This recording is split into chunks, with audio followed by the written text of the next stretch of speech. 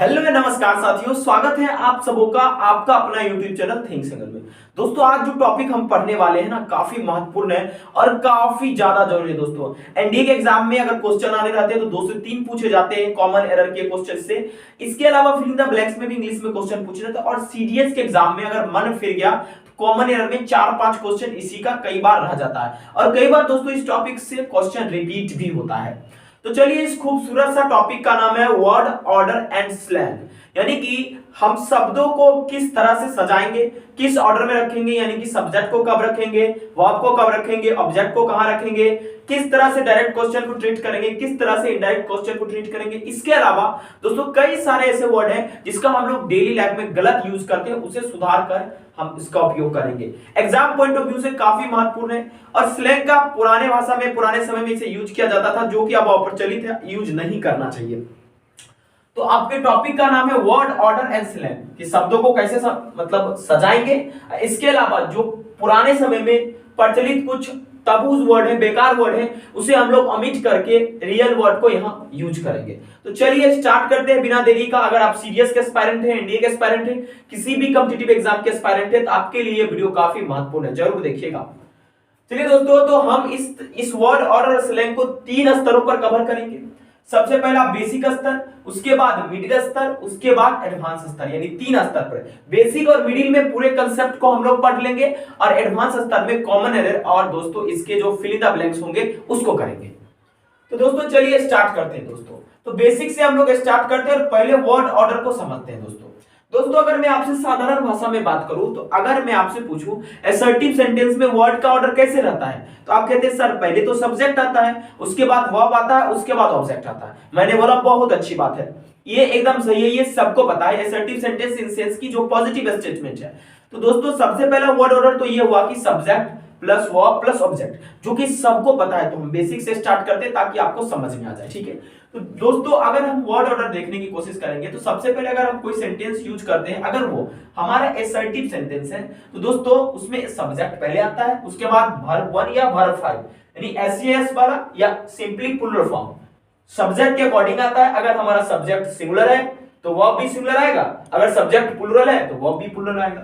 और उसके बाद हमारा ऑब्जेक्ट आता है। जैसे उदाहरण के तौर पर राम लिव्स इन पटना, तो यहां पर राम हमारा सब्जेक्ट है और यहां पर लिव्स वर्ब है।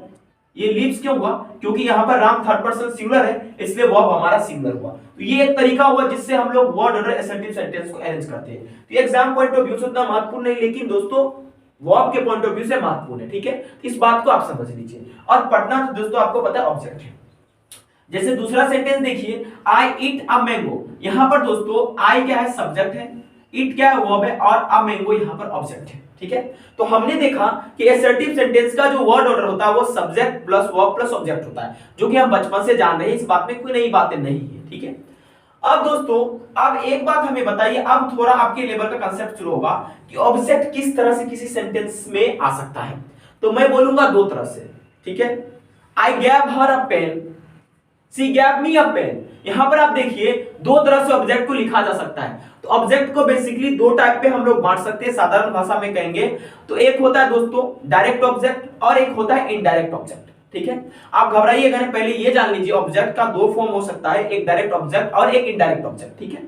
ऑब्जेक्ट तो आपको पता ही है, ठीक है। जैसे देखिए अगर इसमें देखेंगे तो ऑब्जेक्ट बेसिकली 2 टाइप का, एक डायरेक्ट ऑब्जेक्ट और एक इनडायरेक्ट ऑब्जेक्ट, ठीक है। तो सर डायरेक्ट ऑब्जेक्ट क्या होता है? तो डायरेक्ट ऑब्जेक्ट तो ऑब्जेक्ट ही होगा, लेकिन समझने का प्रयास कीजिए। ये एक वर्ड होता है, एक शब्द होता है, ये एक फ्रेज होता है, जो कि किसके एक्शन को डायरेक्टली रिसीव करता है? तो वर्ब के एक्शन के।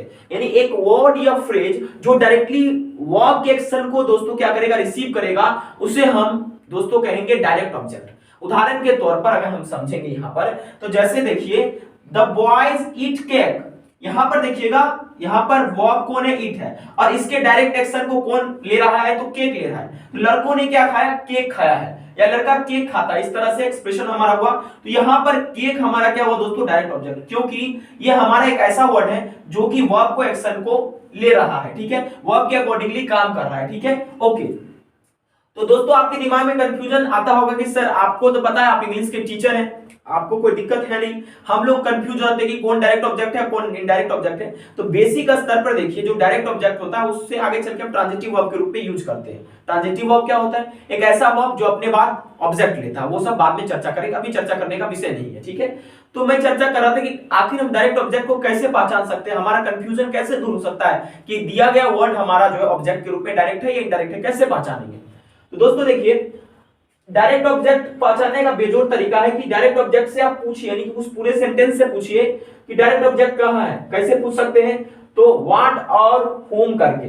कैसे पूछ सकते हैं? पूरे सेंटेंस से व्हाट और होम करके सब्जेक्ट को उठा लीजिए, उसके अकॉर्डिंग पूछिए। जैसे द बॉयज ईट केक, हम यहां से पूछते हैं कि व्हाट डिड द बॉय ईट या व्हाट डिड द बॉयज ईट, ठीक है। हमें उत्तर क्या मिलेगा दोस्तों? केक। लड़के ने, मतलब यहां पर मान लीजिए हम एट लेते या व्हाट डज लगा देते, ठीक है, माफ कीजिएगा, यहां पर आपका सेंटेंस जो है ये दोस्तों मतलब प्रेजेंट का टेंस है, प्रेजेंट टेंस का है, तो इसीलिए हम डज है। What does the boys it, या यहां पर हम अगर डज लगाते हैं तो या माफ कीजिएगा दोस्तों यहां पर डू लग जाएगा अगर बॉयज है तो यहां पर मतलब अगर पास्ट हुआ तो समझ जाइए what do the boy it, ठीक है।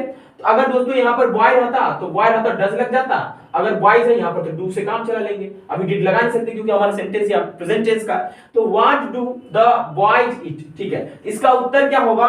इसका उत्तर होगा केक। हमने देखा कि इसका उत्तर हमें केक मिला है, ठीक है। तो केक हमारा यहाँ डायरेक्ट ऑब्जेक्ट है। अगर आप व्हाट और होम करके उस सेंटेंस का उत्तर पूछते हैं, अगर उत्तर आपको मिल जाए तो समझिए जो उत्तर में मिलने वाला वर्ड है वो डायरेक्ट ऑब्जेक्ट है, ठीक है। चलिए दोस्तों, इसके अलावा दोस्तों अब हम दूसरा चर्चा करते हैं, वो है इनडायरेक्ट ऑब्जेक्ट, ठीक है।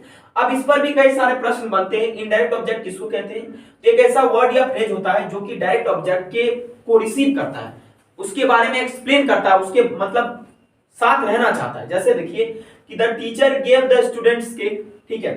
यहां पर आप देखिएगा कि यहां पर दोस्तों क्या है, तो यहां पर आपका द स्टूडेंट्स जो है वो दोस्तों क्या है आपका यहां पर इनडायरेक्ट ऑब्जेक्ट है, ठीक है। एक बात ध्यान रखने वाली बात है कि जो इनडायरेक्ट ऑब्जेक्ट है, indirect object can only be placed directly after the verb and before the direct object. देखिए अगर आपको कभी परेशानी होता है कि इनडायरेक्ट ऑब्जेक्ट को पहचानने में, तो ध्यान रखिएगा कि जो इनडायरेक्ट ऑब्जेक्ट होता है वो डायरेक्ट ऑब्जेक्ट के पहले और वर्ब के बाद आता है, ठीक है। जैसे उदाहरण के तौर पर आपने यहां देखा कि यहां पर द स्टूडेंट्स क्या हुआ आपका, यहां पर इनडायरेक्ट ऑब्जेक्ट है, और केक्स क्या यहां पर डायरेक्ट ऑब्जेक्ट है। ध्यान रखिएगा इस बात को, ठीक है, आपको परेशानी नहीं होनी चाहिए। चलिए इसी चीज को हम समझते हैं और थोड़ा गहराई से देखिए। जब डायरेक्ट ऑब्जेक्ट और इनडायरेक्ट ऑब्जेक्ट यूज हुआ रहता है तो ध्यान रखिएगा यहां पर देखिए I struck him on the head, यहां पर स्ट्रक क्या है, माफ कीजिएगा यहां पर हिम क्या है, इनडायरेक्ट ऑब्जेक्ट है, ठीक है। और उसके बाद द हेड यहां पर क्या है, डायरेक्ट ऑब्जेक्ट है। मैंने आपको तरीका भी सिखाया था, लेकिन जब बड़े स्तर पे चले जाते हैं तो हमको फील करके हर एक चीज को समझना पड़ता है, तब जाके वहां रूल फेल हो जाता है। बेसिक स्तर ये हुआ कि डायरेक्ट ऑब्जेक्ट और इनडायरेक्ट ऑब्जेक्ट को हम लोग ऐसे पहचान सकते हैं। जब आप एक्टिव पैसिव बनाएंगे तो आपको बहुत आइडियाज के बारे में आ जाएगा, कोई भी दिक्कत आपको नहीं होगा। तो ये आपका बेसिक लेवल था जिसके माध्यम से आप डायरेक्ट ऑब्जेक्ट और इनडायरेक्ट ऑब्जेक्ट को पहचान सकते हैं। साधारण भाषा में अगर मैं आपको बताने के प्रयास करूं तो डायरेक्ट ऑब्जेक्ट जो होते हैं हमेशा इनडायरेक्ट ऑब्जेक्ट के बाद आते हैं, ठीक है, और इनडायरेक्ट ऑब्जेक्ट जो होते हैं हमेशा वर्ब के बाद आते हैं, ठीक है। लेकिन कई ऐसे केसेस हैं जिसमें आगे चल के आप लोग पढ़ेंगे बहुत एडवांस लेवल पे, वो अभी आपको जरूरत नहीं है, एग्जाम पॉइंट ऑफ व्यू से महत्वपूर्ण वो ज्यादा नहीं है, इसलिए आप लोग ध्यान ना दीजिए उस पर, ठीक है। चलिए अब दोस्तों कई बार क्या होता है कि क्वेश्चन आस्किंग पर भी प्रश्न पूछे जाते हैं। देखिए हम इंसान से दो तरह से प्रश्न पूछ सकते हैं, या तो डायरेक्ट क्वेश्चन पूछ दे, ठीक है, या इनडायरेक्ट क्वेश्चन पूछ दे। उदाहरण के तौर पर जैसे do you no Hindi, okay, तो ये डायरेक्ट क्वेश्चन हुआ। अगर मैं इनडायरेक्ट क्वेश्चन पूछूं तो कहेंगे कि tell me where she lives, ठीक है, बताओ वो कहां रहती है, ये इनडायरेक्ट क्वेश्चन हुआ। ध्यान रखिएगा डायरेक्ट क्वेश्चन और इनडायरेक्ट क्वेश्चन, क्वेश्चन को दो तरह से पूछा जा सकता है, या तो किसी से आप डायरेक्टली मुंह पे पूछ लो या इनडायरेक्ट रूप से पूछो उससे, ठीक है। बोलने का दो तरीका हो सकता है, तो क्वेश्चन को दो तरह से अरेंज किया जा सकता है, एक डायरेक्ट क्वेश्चन पूछा जाता है और एक इनडायरेक्ट क्वेश्चन पूछा जाता है। अगर मन हुआ तो इस पर भी एग्जाम में प्रश्न एरर बेस्ड पे पूछे जा सकते हैं, ठीक है। देखिए अगर मैं बोलूं डू यू नो हिम, तो ये मतलब आपका डायरेक्ट क्वेश्चन और डायरेक्टली पूछा जाए डू यू नो हिम, इसका उत्तर यस या नो में दे सकते हैं, या कह सकते हैं यस, हम जानते हैं उसको।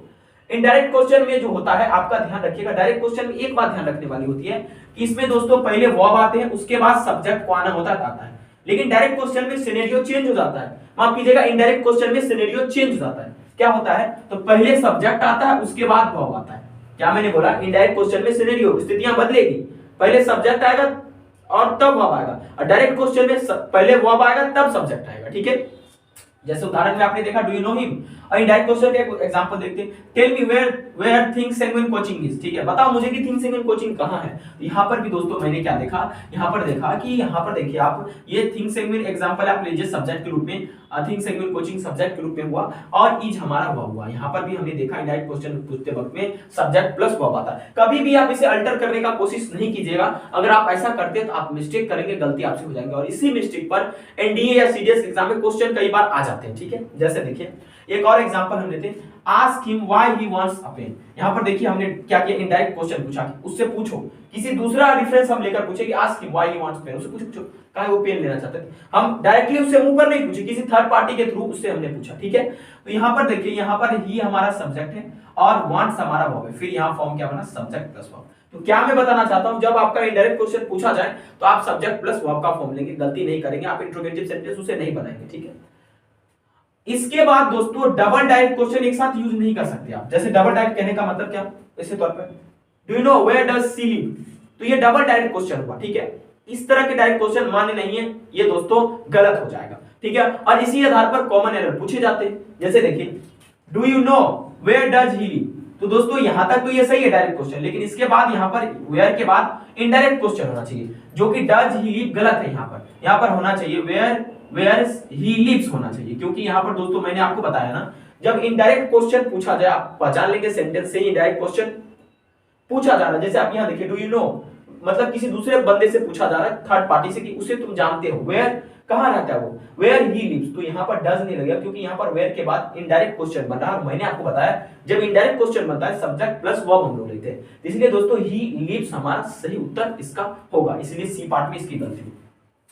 ये तो था कुछ बेसिक प्यारे दोस्तों, जिससे हमने क्या समझा कि मतलब डायरेक्ट ऑब्जेक्ट, इनडायरेक्ट ऑब्जेक्ट क्या होता है, डायरेक्ट क्वेश्चन क्या होता है, इनडायरेक्ट क्वेश्चन कैसे क्या होता है, इसको यूज कैसे करेंगे, कहां पर यूज नहीं करेंगे, ठीक है। लेकिन दोस्तों अब की जो बार है, हम लोग अब एग्जाम पॉइंट ऑफ व्यू से पढ़ने जा रहे हैं, यानी कि हम लोग बेसिक स्तर को समझ पाए, ठीक है। उसके बाद मिडिल स्तर पे पढ़ रहे हैं, जिसमें हम काफी कॉन्सेप्ट को लेंगे, और एडवांस स्तर पे हम लोग पढ़ेंगे इसके कॉमन एरर को, ठीक है। चलिए अब दोस्तों एग्जाम के दृष्टिकोण से, चाहे आप एनडीए की तैयारी कर रहे हैं, चाहे सीडीएस की तैयारी कर रहे हैं, चाहे एसएससी, चाहे आप कैट या कोई भी और कॉम्पिटिटिव एग्जाम की तैयारी कर रहे हैं, तो सब एग्जाम में इस तरह के प्रश्न आते हैं, ठीक है। आपको बनाने पड़ेंगे, अच्छे से समझिए इस बात। चलिए अब हम लोग पढ़ते हैं सुपरफ्लुअस एक्सप्रेशन। ये क्या होता है, तो अननेसेसरी जिसे कहते हैं, रिडंडेंट, मतलब जहां यूज नहीं करना चाहिए वहां पर हम उसको एक और इंपोज कर देते हैं, ठीक है। उसी को कहते हैं दोस्तों हम लोग कि भाई साहब बेकार यूज, शब्दों का मतलब बार बार, मतलब किसी शब्द को, आपके पास कोई शब्द है उसी को मतलब बार बार यूज कर रहे हैं एक ही शब्द को, जबकि मीनिंग दोनों एक ही देता है। जब एक ही शब्द, एक ही प्रकार के दो शब्द होंगे और दोनों का एक ही मीनिंग होगा, क्यों ना हम एक शब्द को यूज करें। इस तरह की चीजें ग्रामर में अमान्य है, ठीक है। चलिए हम आपको एग्जांपल से समझाते हैं, ठीक है। चलिए एक सेंटेंस यहां देखिए, he is my cousin brother, ठीक है। आप इसमें बताइए गलती कहां है, तो आपको ढूंढने में परेशानी होगा, आप नहीं ढूंढ पाएंगे, क्योंकि आपको लगेगा सही है sentence, by subject third person है, सिंगुलर है, वर्ब भी सिंगुलर है, उसके बाद ठीक ठाक लगा हुआ सब कुछ। लेकिन दोस्तों आपको पता है ये सेंटेंस गलत है, क्योंकि हमने एक चीज पढ़ा है कि भाई साहब जो कजन मतलब क्या होता है, तो कजन का मतलब ही होता है भाई साहब की चचेरा भाई या चचेरी बहन। तो ब्रदर का यूज करो, मतलब बदतमीजी इंग्लिश के साथ, ठीक है। मतलब कजन का मतलब होता है चचेरा भाई बहन, चचेरा भाई बहन बहन, ये क्या मतलब हुआ। इसी को कहते हैं दोस्तों सुपरफ्लुअस एक्सप्रेशन, बेकार का यूज, जहां पर हमको कजन ब्रदर यूज नहीं करना चाहिए, केवल कजन से ही काम चल जाता है। He is my cousin, cousin का यहाँ पर सेंस आ जाएगा कि मतलब वो मेरा भाई, चचेरा भाई है, चचेरी बहन है। अगर आप लगाना चाहते हैं तो यहाँ पर अगर चचेरी बहन के तो सी लग जाता है यहाँ पर, ठीक है। इस तरह के सेंस में आप ध्यान रखिएगा, कभी भी यूज आप करेंगे तो कभी भी कजन ब्रदर यूज मत करना, गलत हो जाएगा। कजन यूज करना जिसका मतलब होता है चचेरा भाई और चचेरी बहन। अगर आप ब्रदर यूज करते तो गलती होगा, इसके आधार पर कॉमन एरर अक्सर आते हैं, ठीक है। चलिए दोस्तों दूसरा सेंटेंस को समझते हैं और इसके बीच का भी अंतर प्राप्त करने की कोशिश करते हैं, ठीक है। Each research group came to similar final conclusion, ठीक है। यहां तो हमें सब कुछ सही लग रहा है, each research group came to similar final conclusion. दोस्तों एक चीज देखिए, जरा इस वर्ड को गौर कीजिएगा, ठीक है। दोस्तों हम लोग कंक्लूजन पर कब पहुंचते हैं, जब दोस्तों हम कोई काम को कंप्लीट करते हैं। निष्कर्ष के पर कब पहुंचते हैं, जब सभी लोग सहमति देता है, जब एक फाइनल डिसीजन आ जाता है, तब जाके हम निष्कर्ष पे पहुंचते हैं। तो कंक्लूजन का मतलब ही अपने आप में होता है फाइनल डिसीजन। तो ये क्या बदतमीजी है कि आप फाइनल कंक्लूजन यहां पर यूज कर रहे हैं, ठीक है। तो ये गलत है। यहाँ पर फाइनल कंक्लूजन नहीं होगा, केवल यहाँ पर कंक्लूजन होगा, क्योंकि कंक्लूजन का अर्थ ही होता है कि फाइनल डिसीजन के बाद कोई निर्णय आप देते हैं, कोई चीज को बताते हैं, तो please don't use final conclusion, you should always use conclusion. इसका अर्थ ही होता है कि हम जब तक फाइनल डिसीजन नहीं लेंगे हम लोग कंक्लूजन नहीं दे सकते। Let me check the camera. Okay, everything is fine, ठीक है। चलिए, तो इस बात को आपको ध्यान देना है कि हमें इस तरह से यूज नहीं, कभी भी सेंटेंस में अगर फाइनल कंक्लूजन लिखा है समझ लो वो सुपरफ्लुअस एक्सप्रेशन है, बेकार का यूज है, क्योंकि कंक्लूजन का मतलब ही होता है कि फाइनल डिसीजन के बाद, और फाइनल डिसीजन के बाद में एक और फाइनल जोड़ना अपने आप में गलती, क्योंकि फाइनल का मतलब अंतिम होता है, और दोस्तों कंक्लूजन का मतलब ही होता है फाइनल डिसीजन के बाद, ठीक है। इसलिए फाइनल यूज करना गलत है। ओके, अब चलिए नेक्स्ट हम एक सेंटेंस पे गौर देते हैं, ठीक है। सेंटेंस कॉमन एरर के आधार पे है। Hundreds of people attended the funeral service. A part में गलती है कि बी पार्ट में गलती है कि सी पार्ट में गलती है। अगर हम यहाँ गौर से देखेंगे ना दोस्तों, तो अब अगर देखिएगा ये तो सही है, ये भी सही है, ठीक है। अब यहाँ पर देखिए द फ्यूनरल सर्विस गलत है, क्योंकि फ्यूनरल का मतलब क्या होता है, funeral is already A type of service. जब कोई इंसान मरता है हम उसको क्रिमेशन के लिए ले जाते हैं, या उसको दफनाने के लिए अलग जो भी रिलीजन आपके उसके प्रोसीजर से, तो वो हम उसको सर्विस ही देते हैं, कंधा पर उसको ले जाते हैं। तो फ्यूनरल का मतलब ही अपने आप में एक सर्विस होता है माय डियर फ्रेंड। तो उसमें फ्यूनरल सर्विस लगाने से क्या फर्क पड़ता है, ठीक है। इसलिए फ्यूनरल सर्विस ना लगाए सर्विस, क्योंकि funeral is already a type of service जिसमें हम लोगों को क्या करते हैं, जो मर जाते हैं इंसान उसकी क्रीमेट करते हैं, जो डेड पीपल होते हैं उसको, ठीक है। तो ध्यान रखिएगा कभी भी अगर सेंटेंस में फ्यूनरल सर्विस यूज किया गया, कोई बंदा यूज भी करता है, तो वो दोस्तों गलत है, वो सही सेंटेंस नहीं है। इसलिए इसके सी पार्ट में दोस्तों गलती है, आप लोग नोट कर लीजिएगा। फ्यूनरल सर्विस गलत है, केवल फ्यूनरल लिखना ही सही है।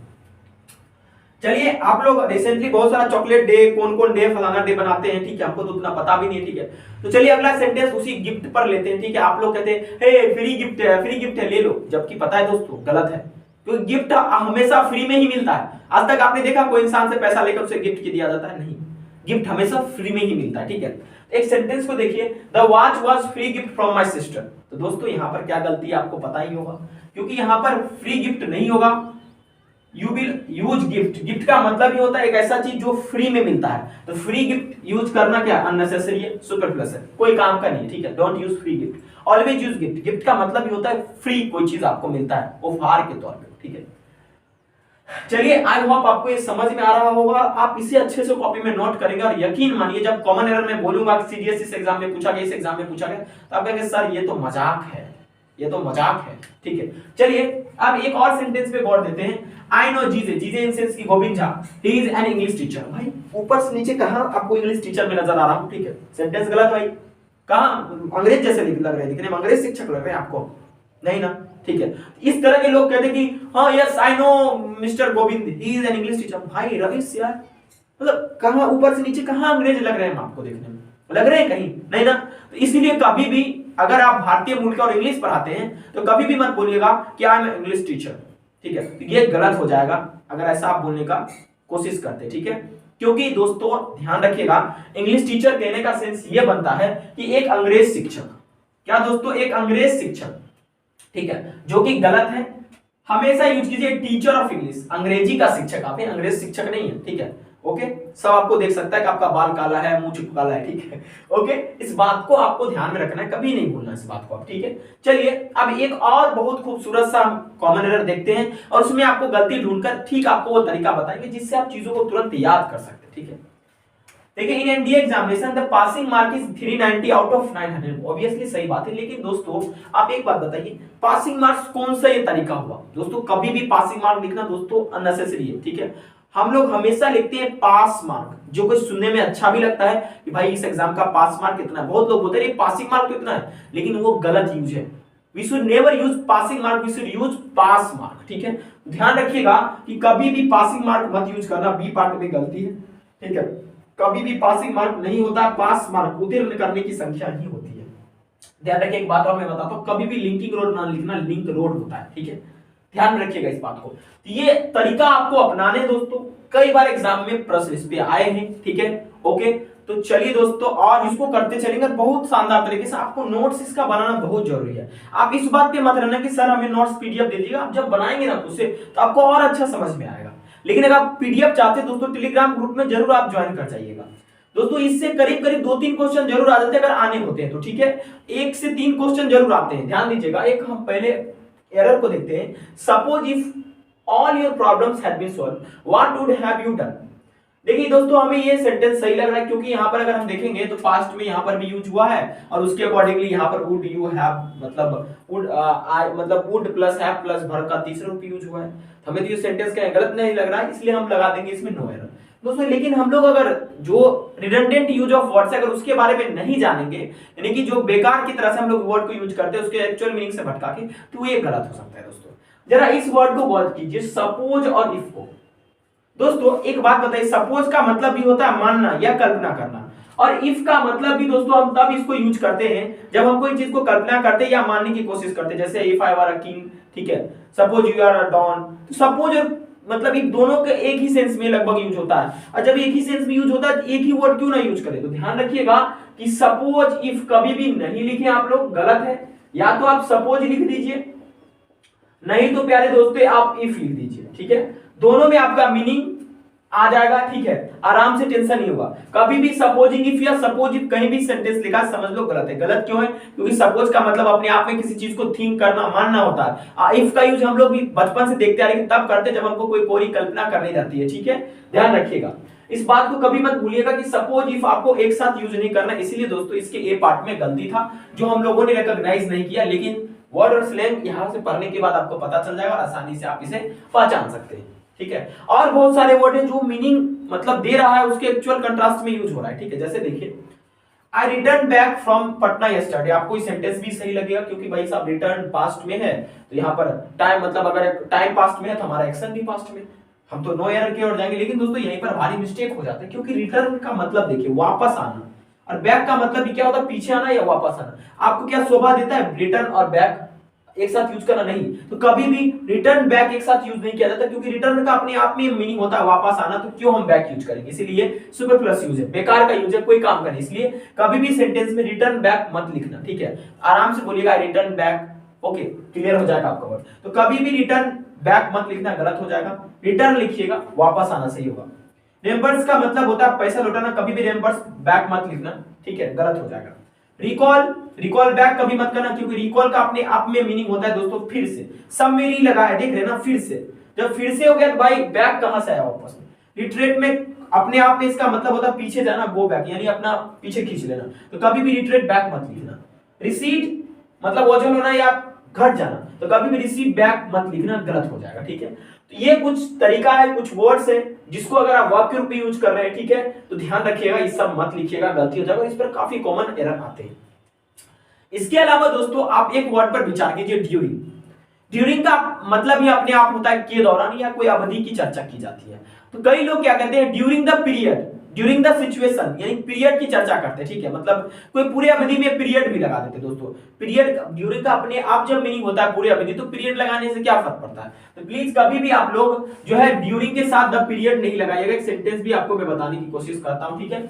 Kindly do not sleep during the period of my lecture, बहुत लोग बोलते हैं, लेकिन दोस्तों ये गलत है क्योंकि ड्यूरिंग का मतलब अपने आप ही हो जाता है कि पूरी जो लेक्चर की अवधि चलेगी, पूरी जो सिचुएशन चलेगी, उसकी पूरी टाइमिंग को वो मेजर कर रहा है ड्यूरिंग, ठीक है। ध्यान रखिएगा, कभी भी ड्यूरिंग द पीरियड नहीं लिखिए, गलत हो जाता है। केवल ड्यूरिंग से काम चला सकते हैं। जैसे सेंटेंस देखिए, kindly do not sleep during my lecture, मेरे लेक्चर के दौरान आप लोग नहीं सोइए, ठीक है, ओके। अब चलिए एक और क्वेश्चन पे, यानी एक और कॉमन एरर पे हम नजर डालते हैं। The child repeated back the poem after me, ठीक है। देखिए रिपीट करने का मतलब क्या होता है कि किसी चीज को दोहराना अपने आप में। जैसे मैं आपको कोई चीज यहाँ भी बोल रहा हूँ, आप उसे फिर से घर पे बैठ के पढ़ेंगे, दोहराएंगे। तो बैक वहां यूज करना उचित नहीं होता क्योंकि रिपीट का मतलब होता है दोहराना, फिर से उसको करना। री का मतलब ही होता है फिर से, ठीक है। तो कभी भी ध्यान रखिएगा, रिपीट बैक लिखना गलत है, इसलिए इसके ए पार्ट में गलती है। रिपीट का मतलब ही अपने आप में दोहराना होता है, तो रिपीट बैक मत लिखिएगा, गलत हो जाएगा, ठीक है। इसके अलावा दोस्तों एक बात और ध्यान रखना है कि रिकैपिचुलेट, यानी जिसको आप कहते हैं ना फिर से उसको रिवीजन करना, उसमें बैक मत लगाना क्योंकि री ऑलरेडी लगा हुआ है, ठीक है, ओके। ये केवल ऐसा चलेगा, बैक इसमें नहीं लगेगा, ठीक है, ओके। चलिए दोस्तों नेक्स्ट हम लोग चर्चा करते हैं वो है we set down the to await for the arrival of the guest. ठीक है, देखिए एक बात मैं आपको बताता हूं, यहां पर आप वर्ड से देखिएगा ना तो सारा सेंटेंस आपको सही लग रहा है, लेकिन दोस्तों अगर वर्ड के बारे में आपको पता नहीं रहेगा ना, वर्ब के जो वर्ड है, तो आप गलती कर बैठेंगे, आप केवल नो एरर की और भाग जाएंगे। जबकि दोस्तों पता है अवेट फॉर गलत यूज है, क्योंकि अवेट का मतलब होता है प्रतीक्षा करना, वेट फॉर। तो बार बार आप इसी की जगह ये प्लेस कीजिए वेट फॉर क्या मतलब निकलेगा, नहीं निकलेगा। ठीक है, गलत यूज है। इसीलिए अवेट का मतलब ही अपने आप में होता है दोस्तों क्या, प्रतीक्षा करना, वेट फॉर, किसी का इंतजार करना। तो इसमें कभी भी वेट फॉर अगर लिखा हुआ कहीं पर तो वो गलत है दोस्तों। ठीक है, तो ये ध्यान आपको रखना है दोस्तों। आज के लेक्चर में हम लोग ये करेंगे, अगले लेक्चर में दूसरा हम करेंगे। ठीक है, जो बाकी बचा होगा उसको आपको बताकर हम लोग फिर अगले लेक्चर में कॉमन एरर को भी सीखेंगे। तो दोस्तों अगर आपको ये वीडियो पसंद आया तो वीडियो को लाइक जरूर कीजिएगा और अपने दोस्तों के साथ शेयर कर दीजिए, तमाम उन दोस्तों के साथ जो कि ग्रामर को लेकर परेशान रहते हैं। दोस्तों ये चीज अगर आप सीख गए ना तो बहुत काम आपके होंगे, काम के होंगे, क्योंकि आप लोग अक्सर डेली लाइफ में कहते हैं कि रिटर्न बैक फ्रॉम यू से। ठीक है, तो कभी भी इस चीज को ध्यान रखना है कि जब री लग जाए अपने आप में होता है फिर से। ठीक है, तो ध्यान रखिएगा। आज आपको ये लेक्चर समझ में आया तो बहुत बहुत आप लोग का आभार है मेरे पर कि आपने इस लेक्चर को देखा खूबसूरती से। Thank you very much. मिलते हैं अगले एपिसोड में कॉमन एरर के साथ इसके आधार पे, लेकिन थोड़ा और कुछ कंसेप्ट बाकी है उसको भी पढ़ाएंगे, जरूर शेयर करें।